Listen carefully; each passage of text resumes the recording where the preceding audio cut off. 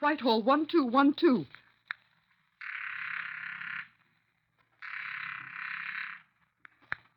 This is Scotland Yard.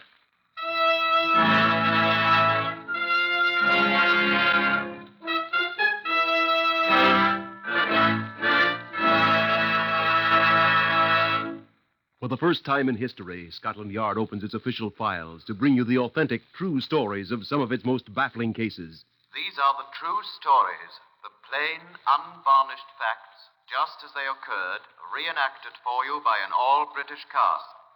Only the names of the participants have, for obvious reasons, been changed. The stories are presented with the full cooperation of Scotland Yard. Research on Whitehall 1212 comes from Percy Hoskins, chief crime reporter of the London Daily Express. The stories for radio are written and directed by Willis Cooper. Chief Superintendent John Davidson will brief you on this case, number 381397. Good afternoon. This Gladstone bag is one of my exhibits in the Black Museum back there. Perfectly ordinary black Gladstone bag, vintage, I should say, of 1920. Now, it doesn't unlock any longer. The lock has been forced. But it can be opened. Now, you can guess for yourself what those stains are. You see, they're both on the lining of the bag and on this tennis racket cover, which has been in the bag since Easter weekend of 1924. And now, if you please, here is Inspector Rafe Sylvester, who I think will tell you how this bag came into our possession here at Scotland Yard's Black Museum. I could supply the answer quite simply and quickly, sir. Yeah, I know that one, old boy. The owner had no further use for it. The owner had no further use for anything, sir, except the services of Pierpoint the hangman. Robert Emmett Dignam worked very hard at being a hail fellow well met. He was a dapper man, a persuasive talker, and thus an excellent salesman, despite the fact that he was only 5 feet 2 inches tall.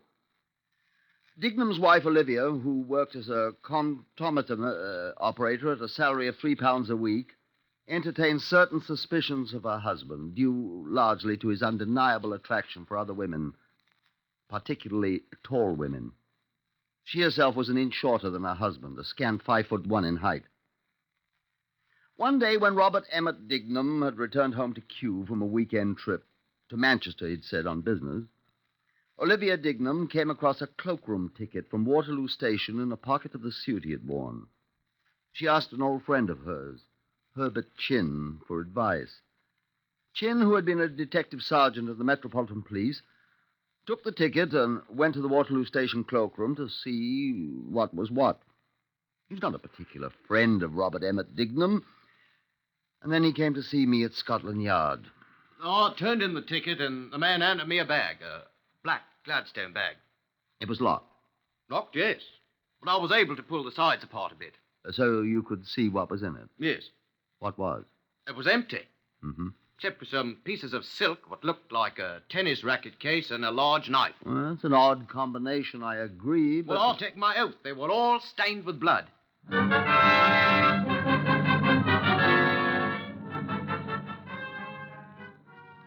Chin gave me the ticket, which he had got back when he returned the bag to the cloakroom shelves.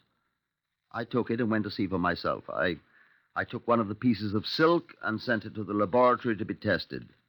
Back came the report. Human blood. I put 2 detectives on a 24 hours a day watch of the cloakroom.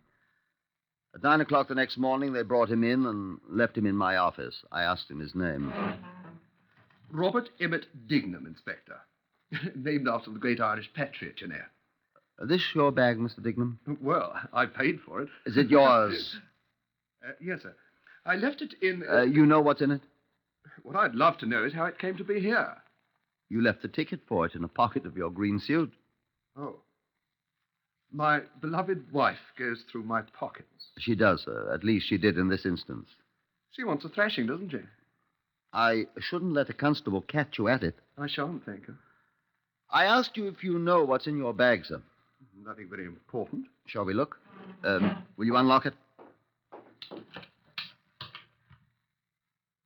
These things yours? Well, that's my tennis racket case. Your name is Dignam, you said. Yes. Initials on it are I.J.M. Eh? Not yours, are they? I bought it from a friend several years ago. These pieces of silk. And this knife. Cook's knife, big one. I must have picked it up at the bungalow. These stains, Mr. Dignam, can you explain them too?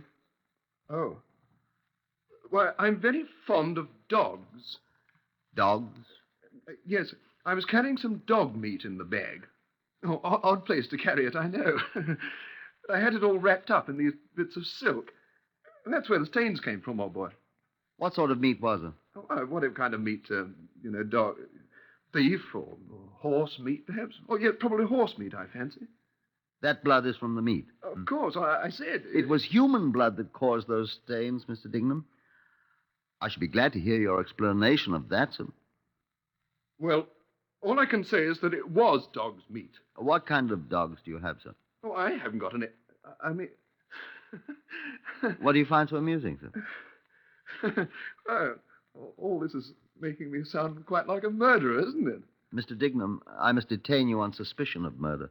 Look here. And I warn you that anything you say will be taken down in writing and may be used in evidence. If you have anything to say now, I'll be glad to hear it. Well, I'll have to think about that. Mr. Dignam thought. He thought for a long time. Sitting in my office, staring out of the window at the rain. 10 minutes went by. I looked at him. I've got to get some things straight in my mind. Take your time, Mr. Dignam, I said. He sighed, asked for a drink of water, drank it thirstily, and returned to his staring out the window. Another 15 minutes went by. Speaking to me, Mr. Dignam, I asked. I suppose you know all about this, don't you? I've no intention of telling you what we know, Mr. Dignam. It's for you to tell us if you want to. You've been warned. What? That anything you say may be used in evidence. Yes. Well, it isn't murder. What are you writing down? What you've just said. Oh. Well, it isn't murder. I've been very foolish, perhaps. Write that down, too. I'll make a statement now. I've got it all straight, what to say. When you are ready, Mr. Dignam. I do not know who this fellow was, this man. I'd gone for a weekend's rest to the bungalow. I've been very exhausted. I worked very hard, you understand, and I felt the need for a rest. Alone, all by myself. To recuperate, to regain my strength. I didn't tell my wife or anyone where I was going. I wanted no interruptions, you understand, either business or domestic. Are you getting all that? Yes. I had come across this place in my travels. A capital place to be alone, I thought at once. To rest, to refresh myself, I thought at once. A genuine deserted cottage on the deserted seashore. I told no one about my plans. I took only just a few articles of clothing. And, of course, the tennis racket. The tennis racket you refer to is the one that was in the case marked with the initials IJM. That's the one. The one I bought from someone several years ago. I went to this place alone and settled down for the evening. About midnight, I was awakened from a sound sleep by a sound. Shall I go slower? Thank you, I'm getting it all right. A man, a tramp by his appearance, I have no clue whatever to his identity, burst into my room. He told me he wanted my money. I leaped out of bed, and seeing he was much larger than I, started to retreat. He seized an axe. An axe? It was used for chopping up firewood, and he threw it at me. He attacked me first. Got that? Yes. The axe rebounded from the wall, and the handle was broken. Then, despite the difference in our sizes, I grappled with him. He slipped and fell, his head striking the edge of a large coal scuttle alongside the fireplace. He did not get up. To my horror, I discovered he was dead. Have you got that? Yes? I'm afraid I lost my head. I carried the body into the other room. Then I think I fainted. When I recovered consciousness, I was horrified to find the body still on the couch where I had placed it. Then I made my greatest mistake. I was panicky. I thought I might be accused of murder. My first thought was to dispose of the body. Do you know what I did? No. I first tried to burn the body in the fireplace. The clothes caught on fire, but I grew more frightened. I put on the coat and I walked to Eastbourne, where I bought the large knife, the one in the bag. I came back, and then when I got back I into will the cottage, spare I you went the into rest the of room. Robert Emmett Dignam's gruesome story, except for the curious commentary Herbert Chin, the friend of Mrs. I have Dignam's no made idea on the who case. the man was, Dignam was and concluding his that's the way statement it when the happened. telephone rang. I'm a fool. Excuse me. Inspector Sylvester here. Herbert Jim here. Oh, how do you do? I take it you got him. Mm-hmm. Well, I saw his wife. I told her it was his raincoat Dignam had left at the Waterloo cloakroom, but she won't be satisfied. Oh? Well, she's sure it's something to do with some woman he's been chasing. Has it turned out that way? I mean, is it permissible to ask you that? Turns out quite different, it seems, Teller. Well, she'll be glad to hear that. She keeps insisting this Manning girl is involved in it somehow. Oh, she'll be very glad. What was that name? Manning. Irene Josephine Manning, that's her full name, I believe. I looked over at the initials on the tennis racket case in the black Gladstone bag. IJM. Irene Josephine Manning. So that was the name of the former owner. Was it also the name of... Go on, Mr. Dignam, I said.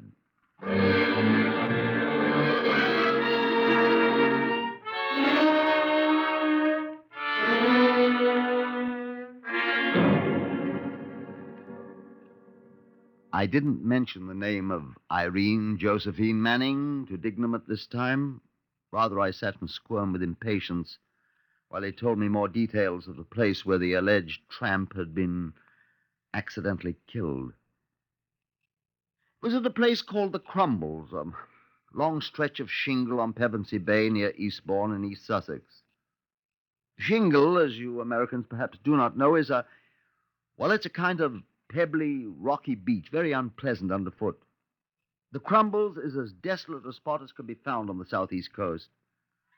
Windy and dreary, deserted by nearly all human life. The cottage where the tragedy had occurred, Dignam told me, bore the quaint name of the officer's house, part of a former Coast Guard station. And Dignam had rented it from a Mr. Saul Brainerd. When Dignam had finished his statement, he was tucked into a cell at Cannon Row Police Station, and I motored to Eastbourne to interview Mr. Brainerd. I'm Brainerd, Inspector. What have I done now? You've rented a house, Mr. Brainerd. Well, I suppose it was a crime to charge 3.5 guineas a week for that place. Oh, I'll go along peacefully. You did rent it to Mr. Dignam, then? Dignam? Told me his name was Plunkett. Old Irish family, he said. Related to Lord Dunsany. Little bit of a chap. Recognize him again, would you? Oh, he's unmistakable. Cocky little beggar. Paid up, of course. Oh, for 2 more weeks. Well, that's why I haven't been around there. Said he liked privacy, and I'm no trespasser, though I am a landlord. I wonder when you saw him last. I saw him and his wife come in. I was cycling by. He didn't see you. I don't think so. He was up there on the road. His wife? Oh, great tall girl. Sure it wasn't another man you saw? Great mop of blonde hair blowing in the wind. We've no long-haired men around here. Leave that for London. Besides, he did mention his wife to me when he rented the place, seems to me. Well, when was that? Saturday evening. Late afternoon, rather. Why, what's up? Haven't seen him since? Or her? Haven't been around. Said he was looking for privacy, as I said. Yes, I expect he was. A good place for it. Yes. Would you come to London and see if you recognize him? Isn't he here? No. I say, old chap, what's up? Things. Would you? Well, the fare to London... Oh, the Home Office will pay it. Oh, in that case, the answer's yes. Well, won't mind if I go round to my tailor's whilst I'm there, will you? Not at all, if you'll come. Say no more. I'm your man for a free trip to London. What else can I do for you? Bottle of whiskey? A cup of tea? Thanks. Just let me use your keys to get in the place. She'll let you in. I doubt she's there. I don't know if I should let you in, old boy, after all. I've got a search warrant. Oh, something is out there. What are you looking for? Proceeds of a bank robbery? Well, hardly a robbery. Oh, you won't talk, eh? Well, look, the big one here's for the front door. This one? Oh, well, all the others are for various rooms. They're labeled, see? Sure you won't need any help, then? No, thanks. Like to go back to London with me today? We'll catch the up train at 4:30, shall we? Oh, righty-ho. Righty-ho. Well, thanks, old chap. I'll see you later. I walked over to the dismal little walled house. It had a dank look. I glanced over my shoulder. Brainerd was still watching me. I walked through the gate in the wall, and I couldn't see him any longer. Up to the house. The sound of the sea. The smell of the sea. And then another smell. I remembered the time the sergeant cook at Knotty Ash Rest Camp in Southampton had let a pork roast catch on fire, and we went without dinner. I felt like... Well, never mind. I unlocked the door and opened it. I walked in.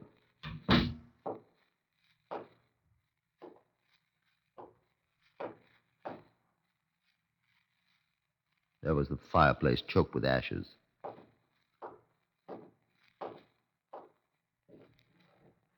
There was the coal scuttle he said the tramp cracked his head on fatally. Tin. Crumpled tin.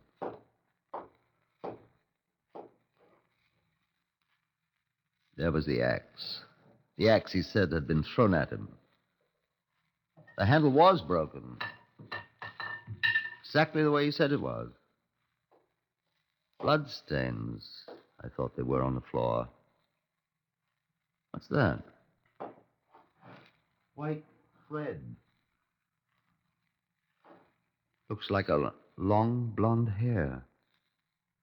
Huh. Let's keep that. What's in the other rooms?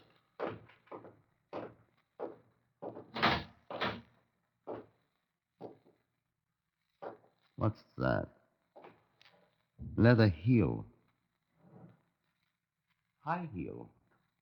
Of a woman's dark blue shoe. What's that? Bloodstain. And here, too.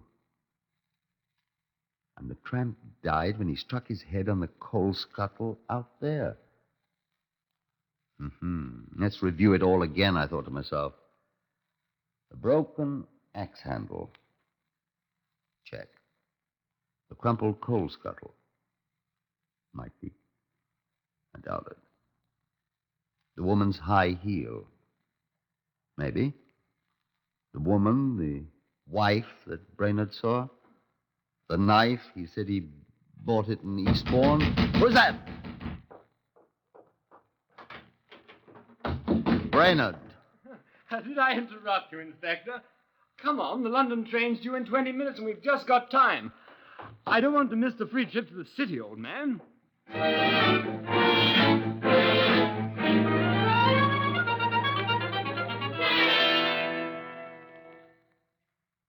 We caught the next train. Just caught it, as a matter of fact, because I had to stop at all the ironmonger shops in Eastbourne to inquire about a cook's knife. I deposited Brainerd at a West End hotel and went home for a night's sleep. 7 o'clock the next morning.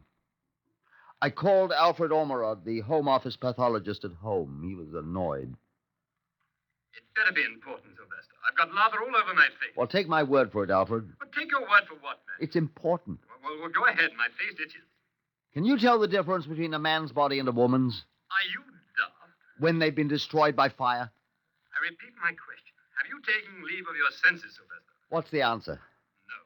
Now, look, my face feels Will like... you come to the office at the Yard at once, please? I'll be there at 9:30. Not a second earlier. But look, I suggest that you go shave yourself, Inspector. I'll see you at 9:30. Good morning. Well, that's that. Oh. Inspector Sylvester here. Oh, Chin. Herbert Chin here, Sylvester. I've been trying to get you, but your telephone's been busy. What do you want?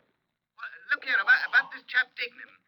What about him? Oh, you remember I mentioned that girl, that Irene Manning, to you yesterday? The girl he was chasing after? Yes? Well, look here, she's disappeared. How do you know? Well, her sister. Her sister, Julie Manning, she's at Mrs. Dignam's home right now, screaming for Dignam's blood. Oh? She says her sister's been missing since Saturday afternoon, and she's certain she's gone away with Dignam. Dignam's in Cannon Row Police Station. Oh, but where's Irene Manning? Is this sister with Mrs. Dignam now? Yes. Can you bring her to my office at Scotland Yard at once? Well, I'll try. I'll be there in less than half an hour. Goodbye. But... Now, where are my trousers? Oh. Yes? Inspector Sylvester here. Cannon Row Police Station here, sir. Sorry to bother you this hour, sir, but What's the matter? this prisoner of yours, Dignam, What's wrong with him? he's been raising all kinds of canes. Says he wants to see you at once. Says it's extremely important. Well, send him over to my office at the yard with a couple of men. I'll see him. Is he dangerous, sir? He is. How soon do you want him, sir? I'll be there in 20 minutes. I hope. Thank you, sir. I'll be glad to get rid of him. Goodbye. Now, if that thing rings just once more... But it didn't. I got to my office at New Scotland Yard, still adjusting my braces. I glanced at the clock. It was 5 minutes before 8. In the waiting room, Herbert Chin sat beside a tall, blonde girl. I'll see you in a moment, I muttered, and went on into my office. There was Robert Emmett Dignam, flanked by 2 large constables. He jumped up when he saw me. There you are at last. Well, Look here, I didn't murder anyone. so you said, Mr. Dignam. I mean, this tramp who attacked me with the axe fell and smashed his own head. That's all that happened. And, you disposed of the body, you said. Well, I was confused. I was frightened. I didn't know what I was doing. I'm sorry. Well, you can't keep me in jail for that, you know. I'm afraid I can't do anything for you, Mr. Dignam. That's a matter for the magistrate. I'll get a writ of habeas corpus. Do you have anything to add to your statement of yesterday, Mr. Dignam? I told you everything. I've nothing to add. Well, when you have, I'll be glad to take it down in writing. Until then, I'm sorry. Listen to me, you. Now listen, I tell Take you... the little man away, I'm Constable, going to please. jail. You're not going to hang me. You know, don't let me. Herbert Chin came in with the tall blonde girl whom he introduced. This is Miss Julie Manning, Inspector. Sit down, Miss Manning. My sister's gone. Do you have any idea where she is, Miss Manning? Yes. That man Dignam murdered her. What makes you think that? I really lent him money, and I know what he did with it. She thought he was speculating with it to make some more money for both of them. And he lost it on the races. How do you know that, Miss Manning? I really was the one that found it out. I know all about it. He promised to desert his wife and marry her. And he told her they'd go to South America when she accused him of spending every penny she'd saved. Well, that doesn't argue that he murdered her, Miss Manning. Then where is she? Tell me where she is if he didn't kill her. Now, Julie, please. You keep quiet. I know where she went with him last Saturday. He told her to come to Eastbourne with him. Eastbourne? Yes. He told her he'd give her the money there at his cottage. And, well, she told me about it. I told her she was a fool, but she wouldn't go. And he's murdered her. I tell you, he's robbed her of every penny she owned. And when she wasn't any more use to him, he took her away and murdered her. He murdered her. She told him she'd have him arrested and put in prison for the rest of his life for stealing her money, and he killed her. Oh, poor Irene.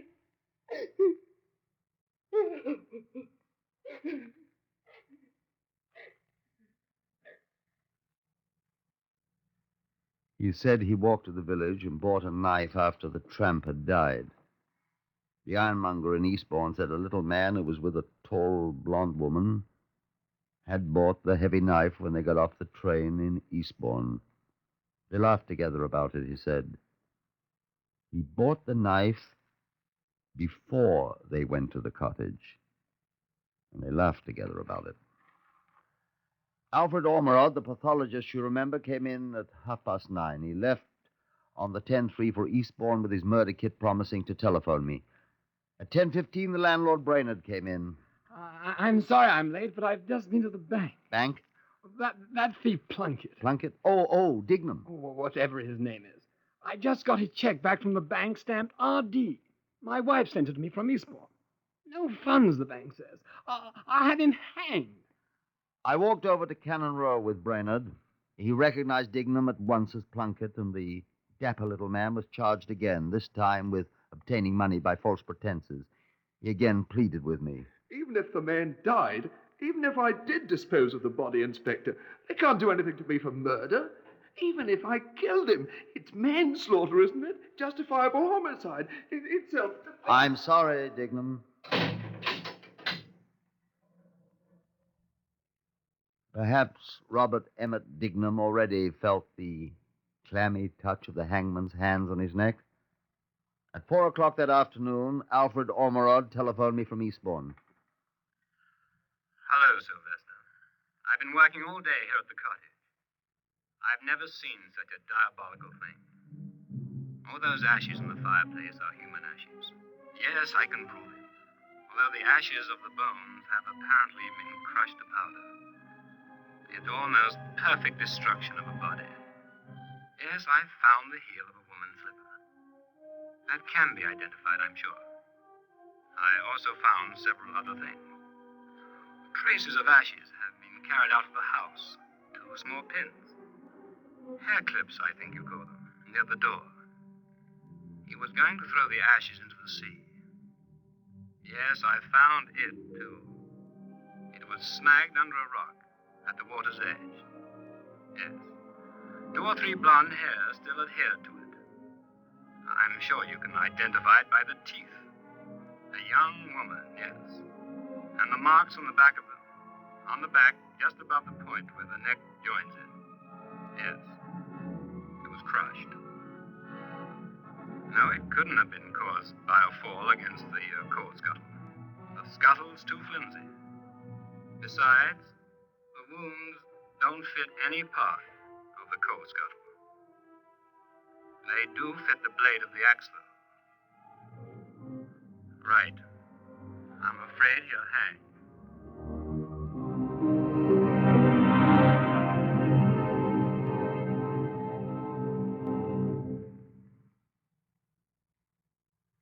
He did hang. When it was demonstrated in court that he had bought the knife before he enticed the girl to the cottage, they laughed over it together, the ironmonger said. When they fitted the axe into the wounds on what Alfred Ormerod proved was a young, blonde-haired girl's skull, when the whole sorry tale was told about his relations with Irene Manning and his fleecing of her money, then the jury said, guilty. And dapper little Robert Emmett Dignam was hanged.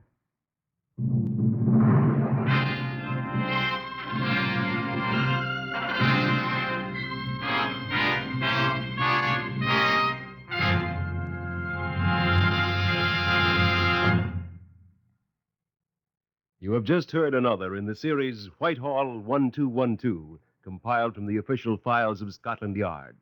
The research is from Percy Hoskins of the London Daily Express. The stories for radio are written and directed by Willis Cooper.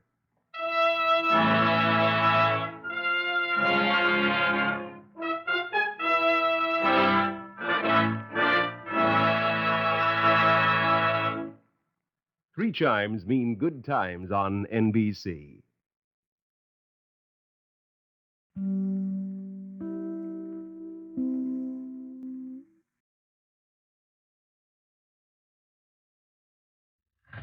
Whitehall 1212.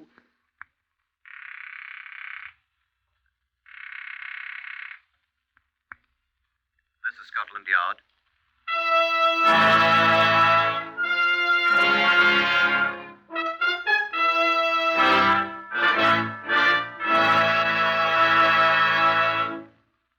For the first first time in history, Scotland Yard opens its official files to bring you the authentic, true stories of some of its most baffling cases. These are the true stories, the plain, unvarnished facts, just as they occurred, reenacted for you by an all-British cast. Only the names of the participants have, for obvious reasons, been changed. The stories are presented with the full cooperation of Scotland Yard. Research on Whitehall 1212 comes from Percy Hoskins, chief crime reporter of the London Daily Express. The stories for radio are written and directed by Willis Cooper. Here is the man in charge of Scotland Yard's famous Black Museum, Chief Superintendent John Davidson, to brief you on case number 504 MR701. Good afternoon. All the exhibits I have charge of here at the Black Museum are not in themselves horrible or gruesome. I admit that several of the exhibits in this case, number 504701, are so dreadful that we reserve them for the use and study of our own people exclusively. Policemen are notoriously a strong-stomached lot. But this one that I brought with me is not such a one. Look at it. It's a woman's earring. The pair couldn't have cost a great deal. Handmade, I think, by some village jeweler in France many years ago. Can you make out the design? Crudely carved representation of a left hand holding a heart and what seems to be a flower. The other one of the pair was similar, I'm told, by those who've seen it, except that it was a right hand. This is the only one left of the pair. Retired Chief Superintendent Cedric Pickard is a little older today than he was then. Hey, Cedric? I was a brand new inspector then, John. You still remember all the details of this case, though. For 35 years, I've been trying to forget them, John.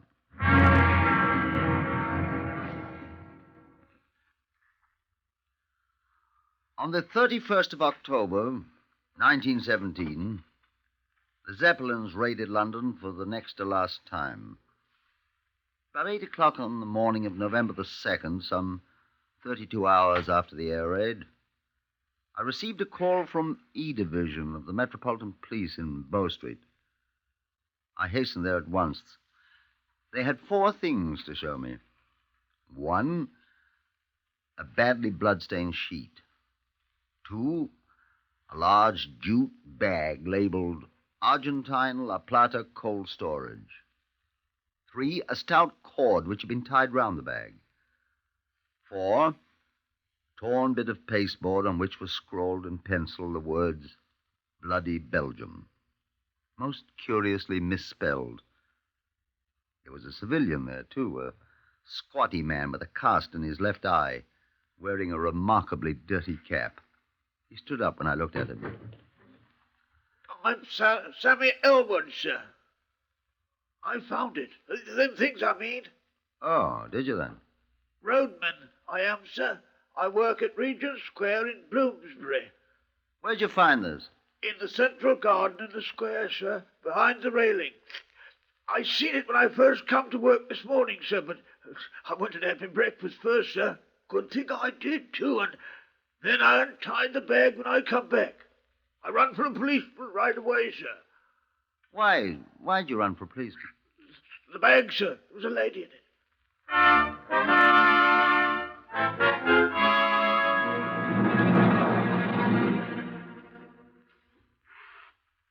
The lady, rather the remains of the lady, for she was lacking a head and hands, had been taken to the mortuary. Sam, the roadman, obviously knew nothing about it except what he discovered when he untied the bag marked cold storage. He went back to work, a faint green tinge still underlying the grime on his face and hands. I examined the evidence. The pasteboard on which was written Bloody Belgian, I hazarded, might indicate that someone who disliked Bloody Belgians had caused the death of this one. The bag, I decided, should go to the laboratory for examination. I looked for laundry marks on the bloodstained sheet. There was one down in one corner. I telephoned it in to the Criminal Records Office and started for my office at New Scotland Yard. The telephone was ringing as I came in. Yes? Inspector Picard here. Sergeant Toland here, sir. We found out about that laundry mark, sir, the one you phoned in. Good. It belongs to a Mademoiselle Albertine de Rocher. Belgian? Don't know, sir. Address 50 Munster Square. That's over east of Regent's Park, sir. That's very good, Sergeant. I'll run over there at once. Care to come along with me? Why, if I can get permission to leave here, sir. Get your hat. I'll take care of that. Accompanied by Sergeant Monty Toland, he was a much better man on a case than on a CRO telephone, and they knew it. I proceeded to Munster Square, and we were admitted to Mademoiselle de Rocher's two-room flat by the landlady, an old Frenchwoman with a moustache. Bed's all torn up. Oh. Sheet seems to be missing. No sheet here. Look under the bed. 1, 2, 3 pairs of shoes. No sheets under here. What are you looking at, sir? Is that blood? There on the pillow. Looks like it. And here, sir, on the blanket. A lot of it. I wonder. Sir, there's somebody at the door. Landlady. I can speak a sort of French, sir. Alors, madame, entrez. Alors? Come on in, the keyhole's drafty. Pardon? Come in. Ask her if she knows where Mademoiselle de Rocher is. Mademoiselle de Rocher... She is gone. She speaks English. Oh, oui. Where's she gone to? Je comprends pas. Où est-elle? Oh, she's gone since samedi. Saturday. Oui, she go for to see her sister in Nottingham. Nottingham. Oui, oui, Nottingham. What's her sister's name? Ça, je comprends pas. Comment elle s'appelle la sœur? Je sais pas.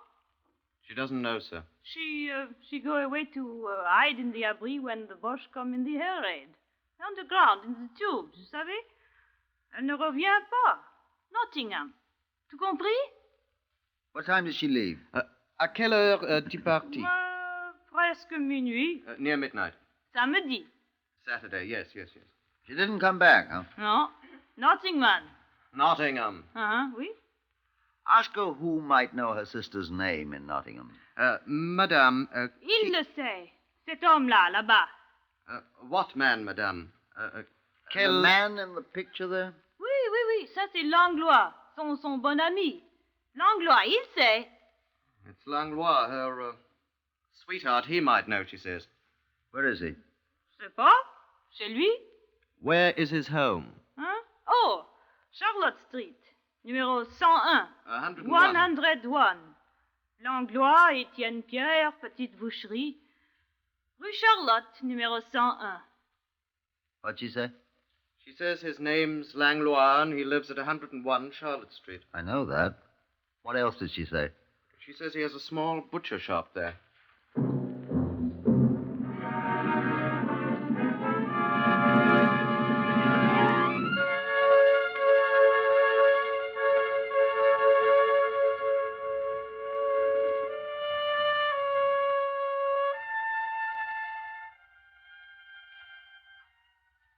The butcher Langlois was not there in his combination living quarters and shop in the basement of 101 Charlotte Street when Toland and I arrived. The heavy door was strongly barred and locked. Toland spoke to an attractive Frenchwoman who seemed to be the charwoman. At least she was armed with broom and pail, obviously recently used. Pardon, mademoiselle, monsieur Langlois est-il ici? Non, monsieur, il est en train de livrer ses viandes. Je ne sais pas quand il sera de retour. Oh. Non, vous ne pouvez pas entrer. J'ai tout enfermé quand j'ai fini de nettoyer. Quelle saleté. C'est que Langlois a égorgé un veau samedi soir. Oh, le sang était tout partout. À présent, il fait ses ventes. Je regrette, mais je ne sais pas quand il sera de retour. What'd she say? She says he's gone. Oui, monsieur. Who's she? Je suis Françoise Grimard. Mademoiselle Françoise Grimard. C'est moi la fiancée d'Étienne Langlois. What'd she say? She's the sweetheart of Langlois, she says. How many sweethearts has this fellow got? Oh, I don't think we'd better ask her that, sir. Mais qu'est-ce que vous dites, voyons? What'd she say? She wants to know what we're talking about. Madam. Mademoiselle. You tell her, Toland. Dommage que je l'ai raté. Je vous remercie, mademoiselle. Come on, sir. Au revoir, mademoiselle. À la bonne heure, messieurs. Goodbye, madam. Mademoiselle. Oh, right. Wonder how much she knows about this affair. Said she was Langlois' sweetheart, didn't she? That isn't all she said, sir. I gathered that. Said Langlois had butchered a calf in there Saturday night. She did? That's why she had to clean up the place. I hope she didn't clean it up too well. Why, sir? I'd like a sample of that blood. I don't understand you, sir. I want to see if it's really animal blood, my boy.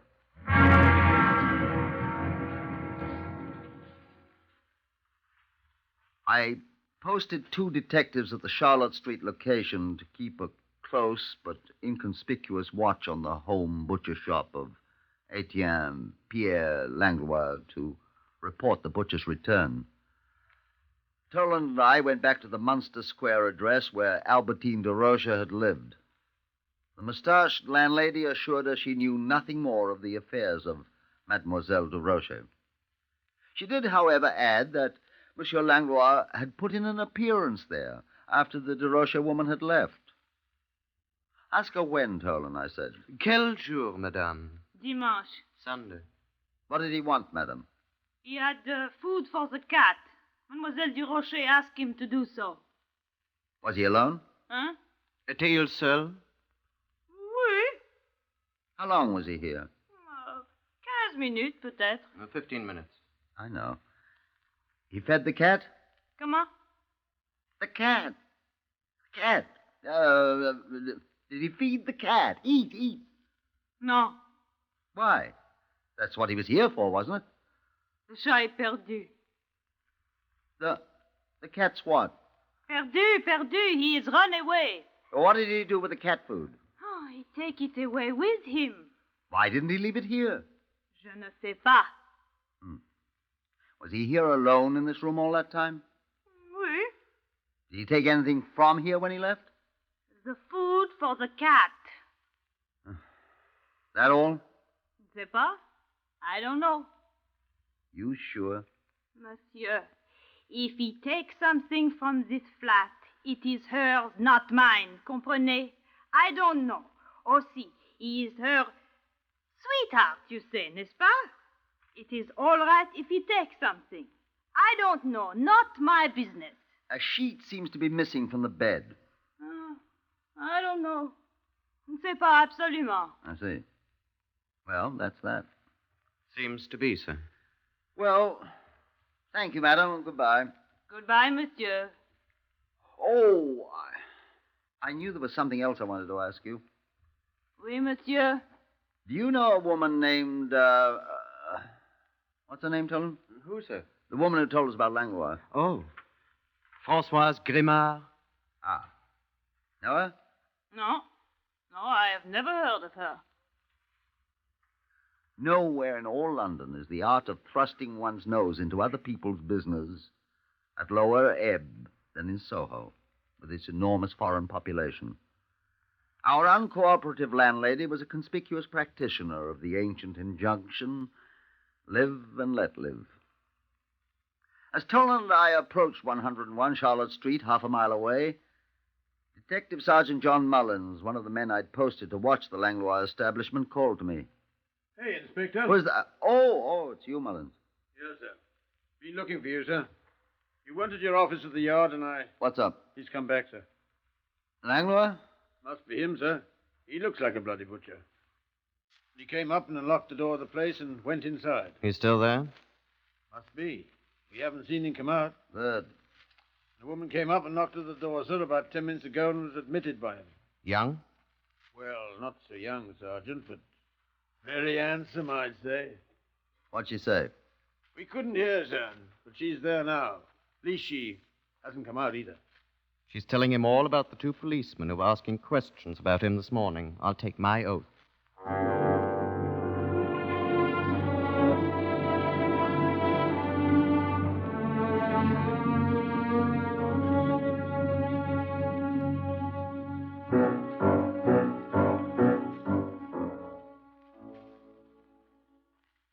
there.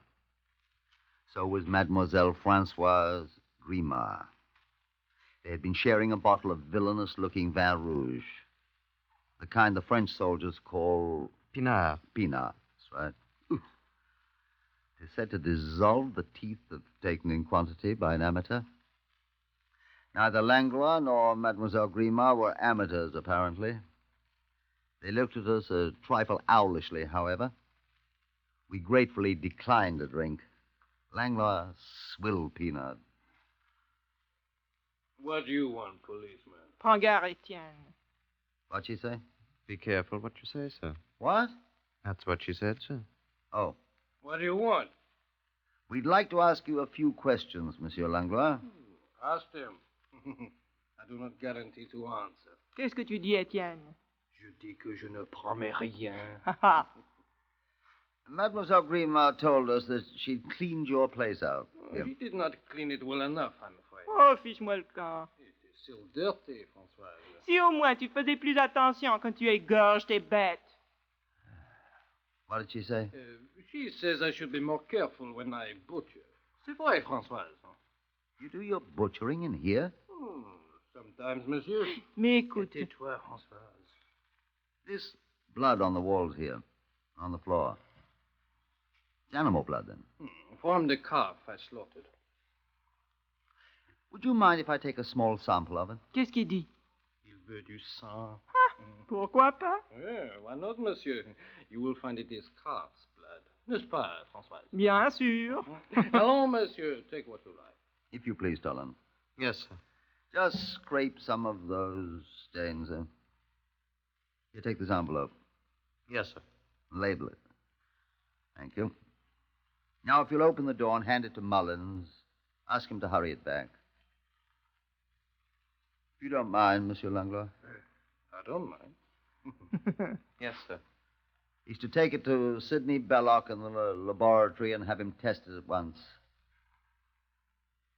To see if it is animal blood. It is, monsieur. And rush me a report here at once. I'll wait. Yes, sir. Thank you, Monsieur Langlois. But is that all you wish, monsieur? I should like to ask another question or two, if I may. Allons, monsieur. Prends garde, Etienne. Let me alone. Monsieur. Now, you are not required to answer this question, Monsieur Langlois. I know that. Ask it. You, knew Mademoiselle Albertine de Rocher, did you Albertine du not? Rocher, la vache, cette salope. Françoise. Oh, Albertine du Rocher, alors oui, la connaissez, moi aussi. Peux-tu te taire? Elle qui voulait m'enlever Étienne, cette cochonne de la rue. Je chiffre, Françoise. Oh, elle ne reviendra plus ici, celle-là. Françoise, tais-toi. Oh, essaye. Elle reviendra plus jamais Françoise, ici. tais-toi. Ferme ta gueule. Eh oui, il la connaissait. Moi aussi. Tais-toi, Françoise. Elle nous tracassera plus jamais, celle-là. I take it the lady did know her. She certainly did, sir. What did she say? Well... Albertine du Rocher. Now, excuse me, monsieur. I think it is better you go from here. Monsieur Langlois, I have several more questions I would like... I'm sorry, monsieur. I will not answer them. Well, you don't have to, of course. I am sure that you will see that the matter of Mademoiselle Albertine du Rocher is a very painful one for Mademoiselle Guillemard and myself. François. Oh, alors. Alors, tais-toi, François. Oh, Albertine du Rocher. No, monsieur. I have answered enough. I know the British law, too, monsieur. You may not enter my dwelling without a warrant if I wish you not to. Nor must I answer questions unless I so choose. You have no warrant. I choose not to answer any more of your questions. I ask you to go away from my house. Aha. The door, monsieur. Oh, attends, espèce de crétin. A thwarted policeman is a sorry sight. We shambled down Charlotte Street in the general direction of Scotland Yard, and the small measure of self-respect we'd attained in our retreat to its sheltering walls was quickly stripped from us by Sergeant Mullins, who met us on the stairway to my office. I was just starting out to find you, sir. Yes, Sergeant? That sample of blood you sent me back with, sir. Yes? The laboratory says it's animal blood, sir, not human at all. Toland and I went home. But a night of even troubled sleep helps. I found obtaining a search warrant not too difficult, and armed with it, Toland, Mullins, and I returned to Charlotte Street. Langlois greeted us with a tolerant smile, I think you'd call it, if you were a novelist. It was the blood of an animal, was it not, Inspector? Yes, it was, Monsieur Langlois. Oh, you see. I did not lie to you, n'est-ce pas? I have brought a search warrant. Eh bien. Is there any other room or building on these premises which you use for slaughtering? May as well tell me. We shall find it anyway. There is a small shed. Out this door, monsieur. But I have not used it for many months. Out this door, monsieur. Go ahead, Mullins. You know what you're looking for. Right, sir. Is there a basement here? It is used for storage. We'll have a look at it later. Tolan. Yes, sir. Have a good look round the other rooms first, Tolan. Yes, sir. Monsieur, I assure you... Oh, on second thought, Tolan, just run round to Munster Square, will you? Is that not where the Mademoiselle de Rocher lived, monsieur? Just run round there, will you, and see what Tom Bennett's found out. Yes, sir. If his report isn't ready, wait for it. And come back here at once. Right, sir. May I ask, monsieur... There's a pathologist over there with some portable laboratory equipment, monsieur. Mais je ne comprends pas. He's over there looking at some bloodstains. Now, if you don't mind, I'll start in this room. Is this an abattoir, too, monsieur? It is my kitchen. It was a most dingy kitchen. A most filthy kitchen. I inspected it carefully. Greasy saucepans, well-scrubbed butcher's knives, moldy pails of rubbish, stinking half-empty tins of decayed food, and under the ancient sink, a pile of stained linen. The third item I picked up was a blood-stained towel. Animal blood, too, I asked Langlois. He didn't reply. And then something fell out of the folds of the towel onto the floor. I picked it up. What's this? I asked. It is an earring. It belongs to Françoise, to Mademoiselle Grimard. An earring, I said. I dropped it into my pocket. Let's ask her about that. I will give it to her, monsieur. Thank you. I'll just ask her to identify it when she comes in. Where is she, by the way? Oh, I don't know. We'll find her. Did you say this is animal blood on this towel, monsieur? From the calf which I slaughtered. Jimmy, how did an earring ever get in here? She lost it. Saturday night? Whilst you were slaughtering the animal?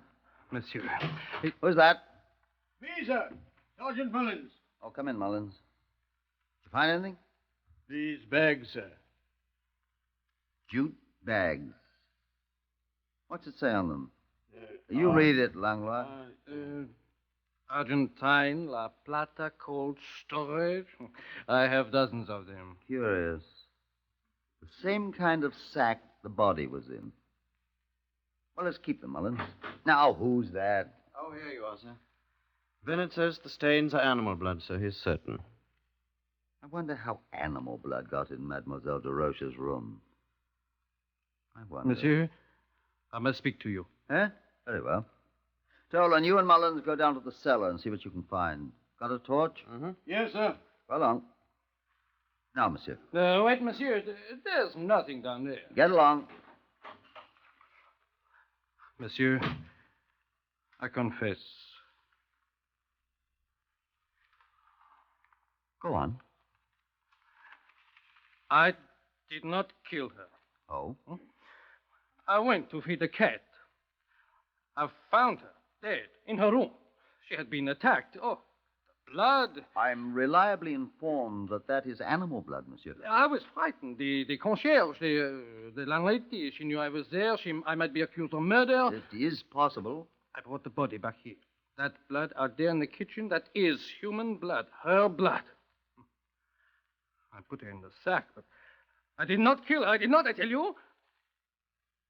In the night, I got my horse and trap, and I drove to Regent Square with the body, and... What did you do with the hands and the head? We found the head, sir. Oh, no! It's in a cask downstairs, sir, with the hands. Can't identify it, sir, but There's an earring in one ear. The other's been torn out. If we can find it... Who's that now? Come in. Good morning, Mademoiselle Grimard. Qu'est-ce qui se passe ici? Et vous? On vous a mis à la porte hier. Étienne, réponds si veux-tu. Mademoiselle, do you recognize this earring? Oh, c'est à elle. C'est celui qui s'est accroché au torchon. What'd she say? She says it's the one that got caught in the towel, sir. Why, it's the same as the one down in the cellar, sir. On l'a trouvé. Ils ont découvert sa tête. She says they found it. They found the head. Albertine.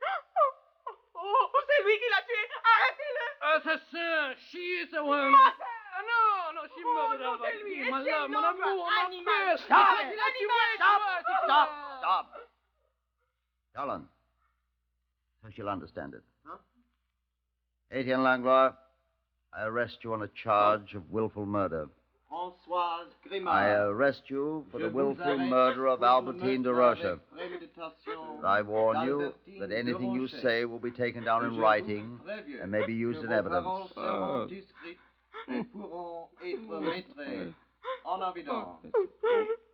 Come along, both of you.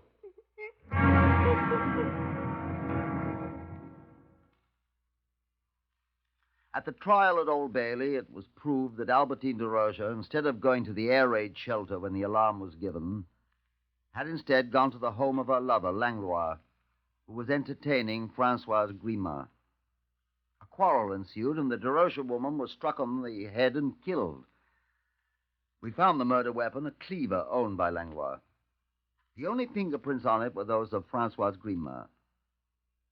Langlois had gone to the dead woman's flat in Munster Square the next night with a container of animal blood in an attempt to make good his hastily conceived story. Then, realizing he must do better than that, he resorted to the practice of his profession. His handwriting matched the Bloody Belgian written on the pasteboard with the body. It was a joke, he said, to foil people. It didn't. Etienne Langlois and Francoise Grimard were hanged at Wandsworth Prison in May 1918.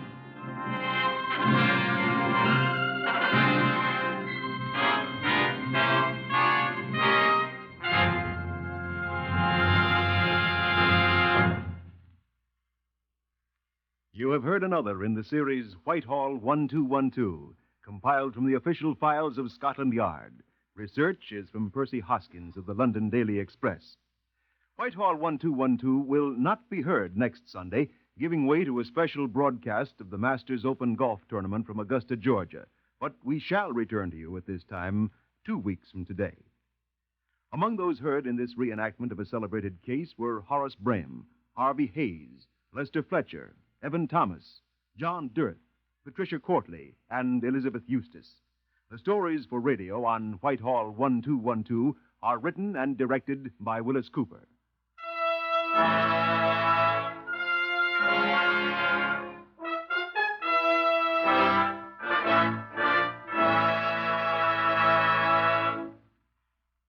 3 chimes mean good times on NBC. This evening, The Big Show stars Judy Canova, Fred Allen, Jan Murray, Vivian Blaine, Portland Hoffa, Johnny Johnston, and your glamorous hostess, Tallulah Bankhead, with Meredith Wilson directing The Big Show Orchestra and Chorus. Then, later this evening, Theater Guild on the Air co-stars Lily Palmer and Rex Harrison. Then, tomorrow afternoon and every weekday afternoon, be sure to hear the new dramatic series, The Doctor's Wife. Yes, morning, noon, and night. For the best in radio entertainment, stay tuned to NBC. Remember, tonight, Theater Guild stars Rex Harrison and Lily Palmer on NBC.